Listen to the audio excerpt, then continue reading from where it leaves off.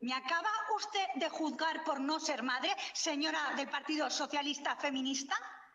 Muy feo lo que acaba de hacer, porque algunos no somos madres, pero también conciliamos con nuestros mayores, con nuestros padres y con nuestra vida personal, sí. Y aparte de eso, soy delegada y voy a presentaciones y tengo reuniones con mi equipo. ¿Y sabe qué? En las presentaciones también me veo con los sectores y también me veo con gente y también hablo con ellos.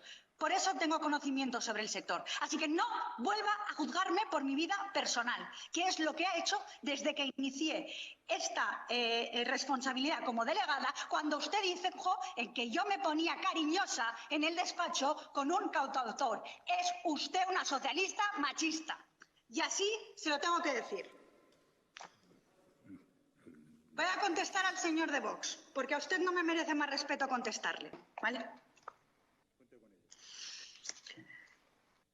Voy a hacer caso omiso a todos esos pretendidos mordiscos que se cree que da la portavoz del PSOE, pero que si uno contempla no llegan ni a ser pellizcos, y de ahí su frustración. Yo solo soy mera delegada, no puedo ocuparme de lo que es su frustración por no ser nada ni nadie, y le invito a que, además de ver mi Instagram y seguirme en redes, se ocupa más de la cultura, porque parece que usted está más entretenida en mi persona, le debe ser que le gusto, supongo que de ahí esos guiños que hace tanto en sus lecturas que otra cosa. Yo puedo estar de acuerdo con muchísimas cosas. Mire, me gusta mucho el collar de arte precolombino que lleva colgado usted, señora Perea. Solo le deseo que no le haga un daño cervical por lo grande que es.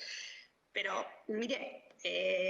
Perdone, señora Levy, creo que está jalonando su intervención con diferentes... Sí. No he querido cortarla, pero yo creo que... Pero le voy a seguir Le recuerdo que estamos en la Comisión de Cultura, aunque a veces no lo parezca, y que, por lo tanto, yo creo que podemos argumentar todas nuestras posiciones sin necesidad de descalificar a nadie, ni por su vestimenta, ¿Me va a decir, ni por su vida. señor de Más Madrid, cómo tengo que hacer mi intervención como delegada?